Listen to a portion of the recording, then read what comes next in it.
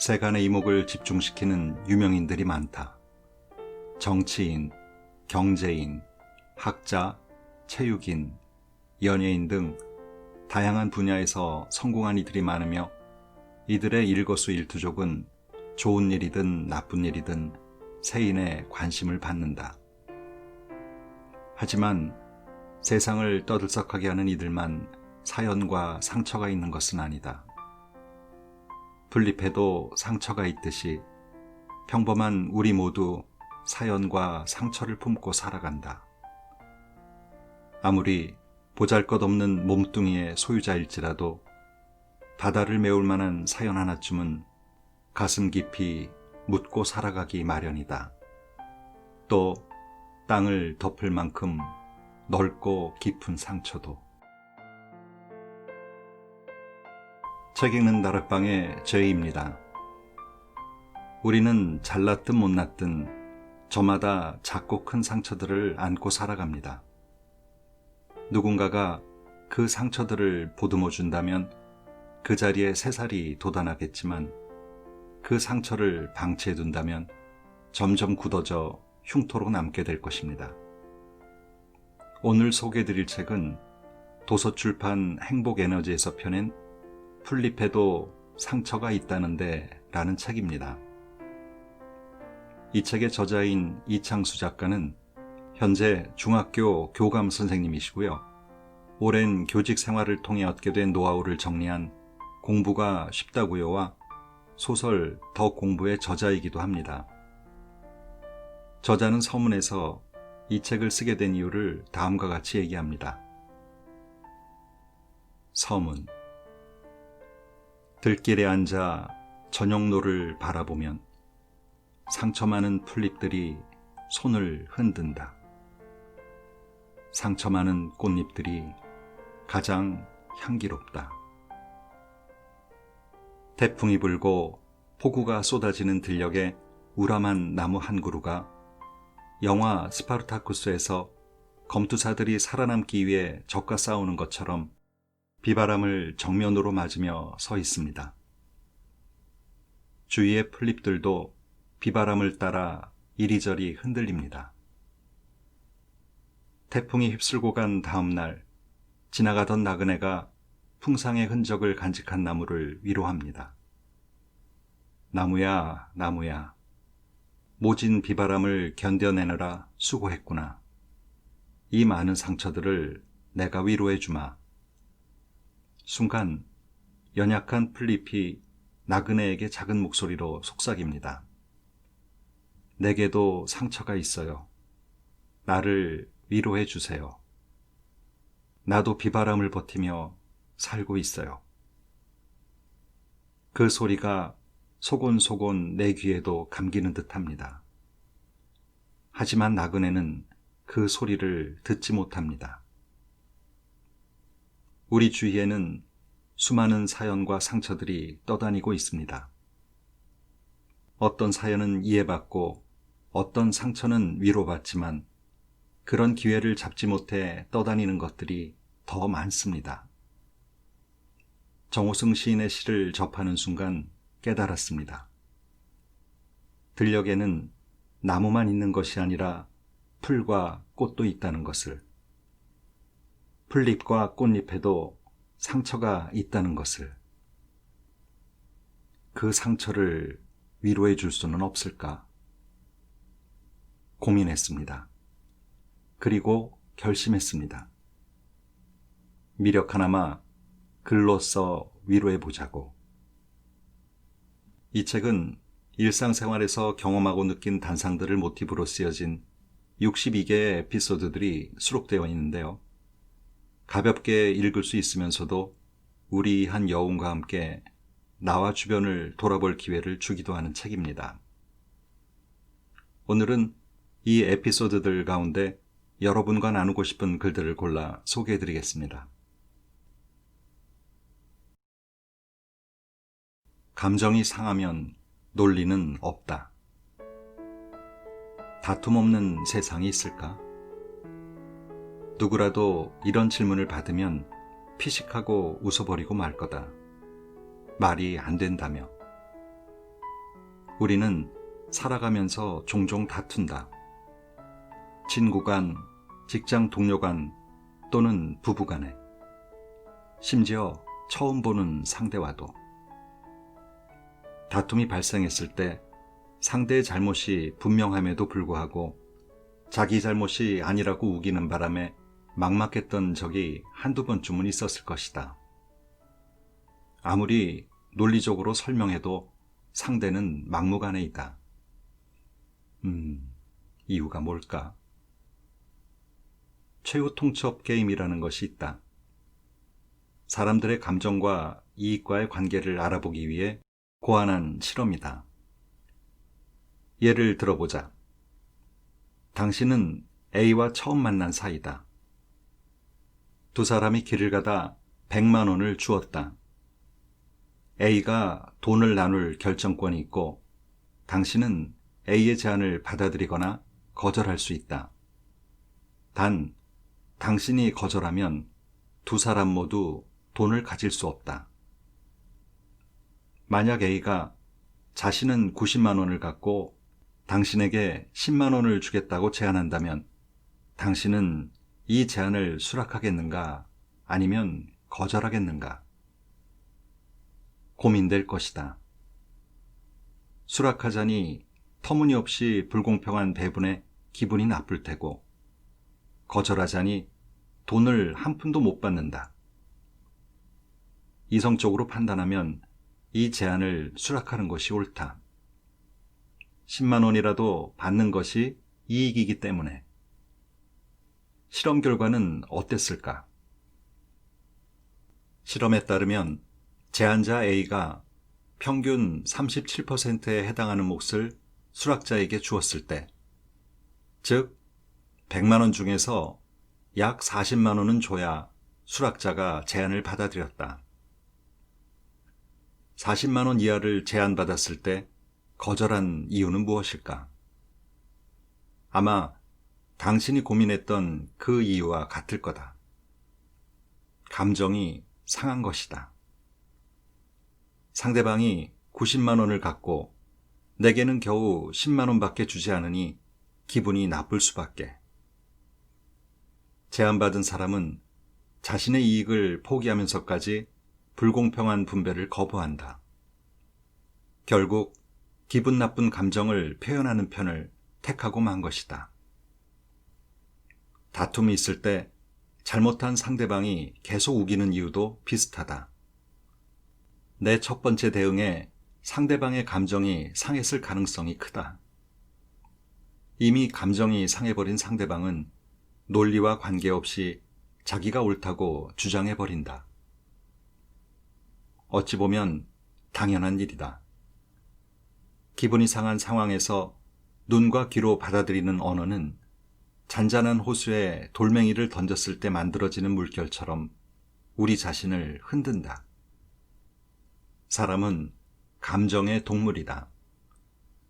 감정이 상하면 어부가 건져 올린 그물에서 물이 빠져나가듯 논리가 사라져버린다.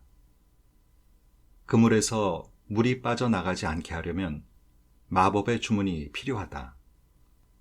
상대방에 대한 배려라는 주문.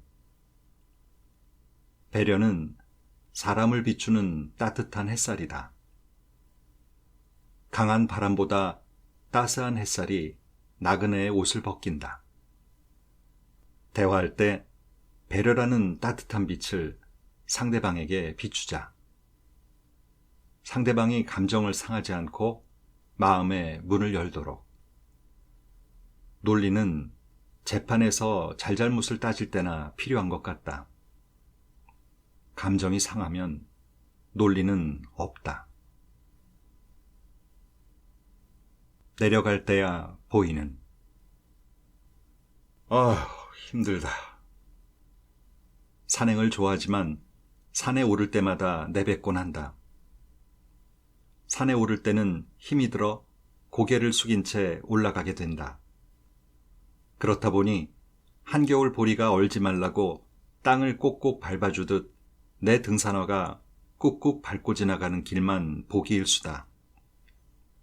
가끔 고개를 들면 세상의 모든 짐을 지고 가는 것처럼 힘겨워 보이는 앞사람의 뒷모습만 보기도 한다.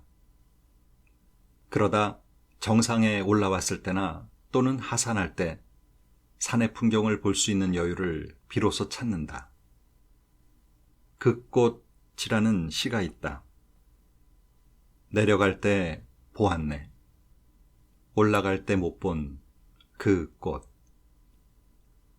삼행에 15글자로 이루어진 이 짧은 시를 읽노라면 가슴 한구석에서 뭔지 모를 짠함이 고개를 쳐든다. 산을 오르다 보지 못했던 꽃을 내려올 때 보게 되었다는 이 단순한 표현이 우리 가슴을 뭉클하게 한다. 마치 살아온 날들을 되돌아보며 느끼는 감정을 노래하는 것 같아서. 무심코 지나쳐 볼 수 없었고 내려올 때야 겨우 만나게 되는 꽃이 우리 인생에 얼마나 많을까. 지천명이 훌쩍 넘은 이들에게는 삶을 돌아보게 해주는 이 시가 젊은이들에게는 어떻게 와닿을지 궁금하다. 비로소라는 시도 있다. 노를 젓다가 노를 놓쳐버렸다. 비로소 넓은 물을 돌아다 보았다. 사공은 강을 건너는 것이 목표이기에 열심히 노만 젓는다. 노를 놓쳐버리고 나서 할 일이 없자 그제야 주변을 둘러본다. 그러면서 강이 넓고 풍경이 아름다운 것을 비로소 알게 된다. 곰곰 생각해본다. 경주마가 도착점을 향해 앞만 보고 달리듯 우리도 목표만 생각하고 달리고 있지는 않은지. 인생의 최종 도착지는 죽음이다. 그렇게 빨리 가지 않아도 결국은 종착지에 도달하게 된다. 부원. 6단어로 된 짧은 소설도 있다. 아기 신발 팔아요. 한 번도 신지 않았어요. 노인과 바다의 저자인 해밍웨이에게 동료 작가가 10단어 이하로 감동을 줄 수 있는 소설을 쓸 수 있냐며 내기를 걸자 해밍웨이가 냅킨 위에다 쓴 글이라고 한다. 아이를 위해 신발을 샀지만 아이가 세상을 떠나 더 이상 필요가 없게 되어 그 신발을 판매하게 된 부모의 마음을 표현한 글이다. 내기를 건 사람은 이 글에 감동을 받아 눈물을 흘림으로써 내기에서 진 것으로 전해진다. These too shall pass away. 성공자의 과거는 비참할수록 아름답다는 말이 있다. 어느 분야에서 성공하기 위해서는 그만큼 힘든 과정을 겪는다는 의미가 이 말 속에 내포되어 있는 것 같다.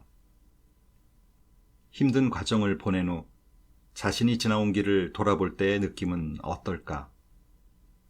게다가 그 과정이 생각하기조차 싫을 만큼 힘들었다면. 미스터 트롯이라는 TV 프로그램에서였다. 13살 된 어린이가 보릿고개를 부르겠다고 했다. 그런데 공교롭게 심사위원 중에 그 노래의 원곡자가 포함되어 있었다.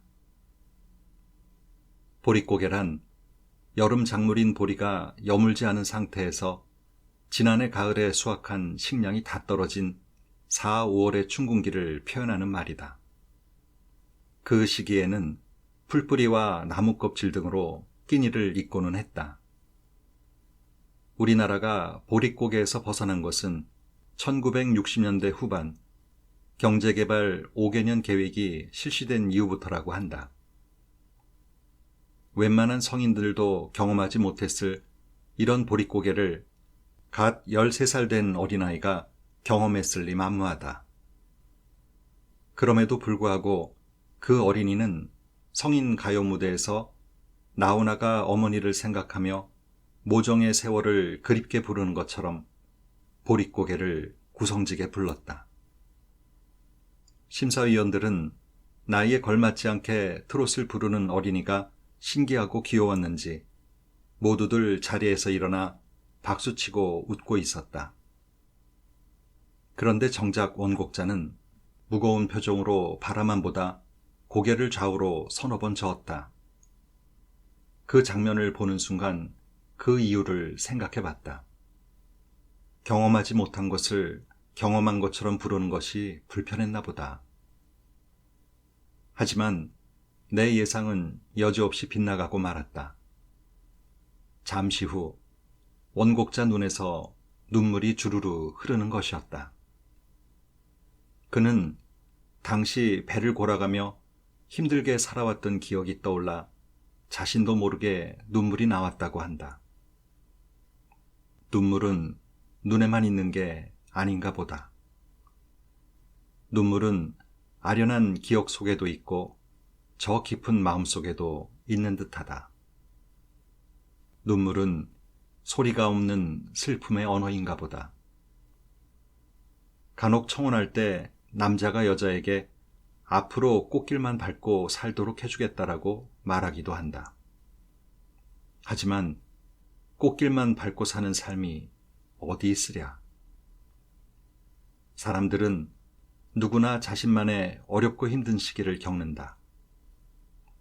힘들었던 시기를 지난날의 추억으로 떠올리기 위해서는 지금의 삶이 당시보다 나아야겠지만 현재의 삶이 나아지지 않더라도 실망하지는 말자. 아직은 흔들리고 있는 중이라고 생각하면 되니까. 도종환 시인이 노래한 것처럼 흔들리지 않고 피는 꽃은 없으니까. 흔들리지 않고 피는 꽃이 어디 있으랴. 이 세상 그 어떤 아름다운 꽃들도 다 흔들리며 피었나니. 그럼에도 불구하고 지금의 삶이 참을 수 없을 만큼 힘들다면 렌터 윌슨 스미스의 시 제목에 기대어 보자. These too shall pass away. 이 또한 지나가리라. 하하하 취임사. 서울교육대학교 총장 임채성 박사는 취임사에서 두 가지 버전의 하하하를 피력했다. 먼저 행복 버전 하하하이다. 사람이 행복하려면 하고 싶은 것을 해야 하고 하고 싶을 때 해야 하며 하고 싶은 사람과 해야 한다. 이 취임사를 보면서 사람의 중요성을 강조하셨던 고등학교 원사님의 말씀이 오버랩됐다. 여행의 재미를 결정하는 것은 어디를 가느냐가 아니고 누구와 가느냐이며 음식의 맛을 결정하는 것 또한 무엇을 먹느냐보다는 누구와 먹느냐이다.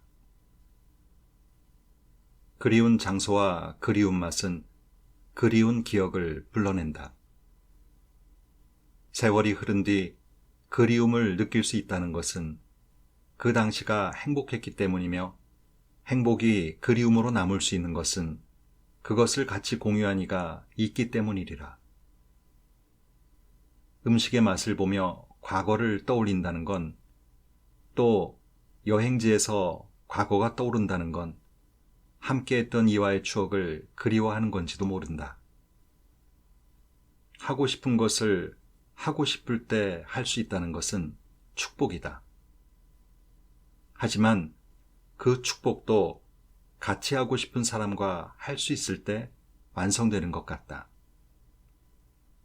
임채성 박사가 말한 두 번째 버전은 교육 버전 하하하이다. 난 이 대목에서 교육 버전을 사람 버전으로 바꿔보았다. 사람을 세 가지 유형으로 분류할 수 있다. 첫째, 하라는 것도 못하는 사람. 둘째, 하라는 것만 하는 사람. 셋째, 하라는 것 이상 하는 사람. 첫 번째 유형의 사람은 가장 먼저 도태될 것이기에 논외로 한다면 두 번째 유형이 가장 일반적인 유형이다. 하지만 현실로 다가온 인공지능 세상에서는 인공지능이 그런 유형의 일을 훨씬 잘할 것이다. 따라서 앞으로는 세 번째 유형, 하라는 것 이상 알아서 하는 사람, 창의적인 사람이 필요하고 그런 사람이 살아남을 수 있다고 그는 말하고 있다. 사실 눈이 아플 정도로 핑핑 돌아가고 빠르게 변하는 현대사회에서 하라는 만큼만 하면서 살아가는 것도 쉬운 일은 아니다. 그만큼 속해 있는 조직이나 사회가 요구하는 것이 많기 때문이다. 그럼에도 불구하고 살아남기 위해서는 그 이상을 해야 한다는, 어쩌면 너무 당연한 임 총장의 말이 마음 한구석에 묵직하게 자리 잡는다. 천천히 보면 다른 게 보인다. SRT를 타고 부산에 갔다. 2시간 반 만에 도착했다. 별로 지루한 느낌도 없었다. 승차감도 좋아서 편안히 잠도 자고 책도 읽을 수 있었다. 과학기술의 발달이 우리 생활을 편하게 해주는 것은 분명한 것 같다. 하지만 받는 것이 있으면 주어야 하는 것이 있고 얻는 것이 있으면 잃는 것도 있는 것이 이 세상의 이치다. SRT는 우리에게 시간 단축과 편안함을 가져다 준 반면 여행의 낭만은 가져가 버렸다. 흔들리는 열차에 몸을 맡기고 차창 밖에 펼쳐지는 풍경을 감상하는 여행의 맛을 느끼게 해주는 그런 정취는 많이 사라졌다. 여행의 재미란 아무래도 새로운 풍광과 새로운 사람을 만남으로써 일상에서 벗어나는 것이다. 특히 여행지로 가는 과정에서 펼쳐지는 풍경은 여행에 대한 기대와 설렘을 더 키워준다. 어느 겨울 노르웨이에서 산악열차를 탔을 때다. 지구 북쪽에 위치한 그 나라의 겨울산은 눈의 나라 그 자체였다. 주변이 온통 눈으로 쌓인 그곳을 흔들리는 열차의 차창을 통해 바라보노라니 영화 겨울왕국의 주인공 엘사가 사방팔방으로 손을 뻗어 눈과 얼음을 뿜어댄 것 같았다. 열차의 속도가 빠르지 않아 그 풍경에 동화될 수 있었다. 그곳을 SRT와 같은 속도로 지나갔다면 어땠을까? 뭐든 천천히, 자세히 보면 다른 게 보이는 것 같다. 버스를 타고 한남대교를 건너며 바라보게 되는 햇빛이 반사되는 한강만 해도 그렇다. 흘러가는 것이 물만이 아니다. 햇빛도 얹혀 있고 바람도 실려 있고 강물에 비친 하늘도 흘러간다. 빨리 흘러가는 것에만 집착하느라 정작 가치 있는 것을 바라보지 못하고 사는 것은 아닐까. 두 눈이 확 떠지는 무언가를 발견하지 못하는 게 아니라 스스로 눈을 감고 살아가는 것은 아닐까. 느림은 그 나름대로의 미학을 갖고 있다. 바쁘게 돌아가는 세상의 톱니바퀴에 맞물려 무엇을 위해 살아가는지 잊고 있지는 않은지. 가끔은 거북이처럼 느린 걸음을 내디디면서 주위를 둘러보자. 그러면 인생의 바다에서 숨겨진 보물을 찾을 수 있지 않을까 생각해 본다. 내가 선택한 길에서. 그래, 이거야. 오래전 한 예능 프로그램에 인생극장이란 코너가 가끔 떠오르곤 한다. 선택의 기로에서 어느 한 길을 선택했을 때와 다른 길을 선택한 다음 현재 어떻게 변했을지를 비교하는 내용이다. 예를 들자면 나를 좋아하는 사람과 결혼했을 때와 내가 좋아하는 사람과 결혼했을 때의 결과는 어떻게 다를까라는 등의 이야기다. 우리는 인생의 길을 걸으며 수많은 갈림길과 만난다. 그 순간 선택의 기로에 선다. 강남역 사거리와 번화한 도시의 사거리에는 안내판이 있지만 안타깝게도 인생의 사거리에는 이정표가 존재하지 않는다. 불친절하기 짝이 없다. 안내판이 없다는 건 그 길을 걸으며 새로운 길을 만들어 가야 한다는 것을 의미한다. 그 갈림길에서 어느 길로 갈지 선택해야 하는 순간 시험 문제를 풀 때 공부한 내용이 생각나지 않아 머리를 두 손으로 부여잡고 괴로워하는 것처럼 고민하기도 하고 밤새 공부한 내용이 시험 문제로 나와 확신을 갖고 답을 고르는 것처럼 자신 있게 한쪽 길을 선택하기도 한다. 그리고 방파르를 불며 힘차게 그 길에 발걸음을 내딛기도 하지만 초겨울 호수 위에 살짝 얼어붙은 얼음 위를 걸어가듯 조심스레 발을 내딛기도 한다. 우리가 내딛는 길이 인생에서 똑 부러지는 정답을 얻을 수 있는 딱 맞는 길이기를 희망하지만 그렇지 않다는 것은 엄마 품에 안겨있는 젖먹이도 알 수 있으리라. 그보다는 정답에 가까운 길을, 아니 어쩌면 그 길이 정답에 가까운 길이 되기를 희망하면서 내딛는 것이리라. 그럼에도 불구하고 확신 있는 선택이든 아니면 고민과 함께 뒤죽박죽 돼버린 선택이든 간에 미련이 남는다. 저 길로 갔으면 좀 더 낫지 않았을까? 라는 후회가 안개처럼 자신을 감싼다. 그러면서 선택하지 못한 길을 뒤돌아보곤 한다. 하지만 선택하지 못한, 어쩌면 선택하지 않은 그 길이라고 종착점까지 레드카펫만 깔려 있을까? 절대 그렇지 않다.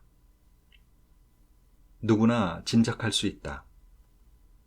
그 길로 가더라도 결국은 다른 후회, 어쩌면 같은 종류의 후회를 하게 되리라는 것을. 먼 훗날 어디에선가 나는 한숨을 쉬며 말할 것입니다. 숲속에 두 갈래의 길이 있었는데 나는 사람이 적게 간 길을 택했노라고.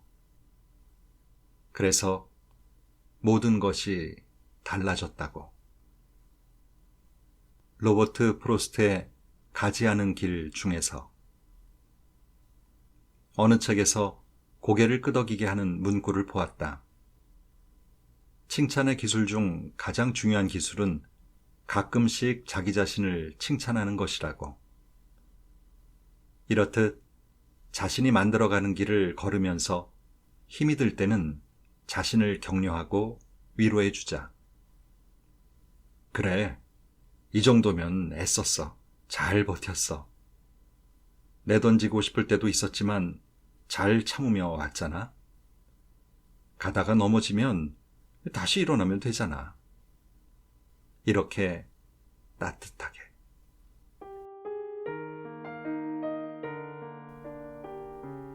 이 책의 마지막 에피소드에 이런 글이 있습니다. 왕이 신하들에게 세상의 진리를 알기 쉽게 정리하라는 명령에 학자들이 줄이고 줄여 한 문장으로 만들었다고 합니다. 세상에는 공짜가 없다. 사랑이든 성공이든 돈이든 명예든 뭔가를 얻으려는 과정에서 입는 크고 작은 상처를 우리는 피하기가 어렵습니다. 대신 건강히 잘 치유해야 또 무언가를 얻기 위해 다시 일어설 수 있습니다. 오늘도 좋은 하루 되세요.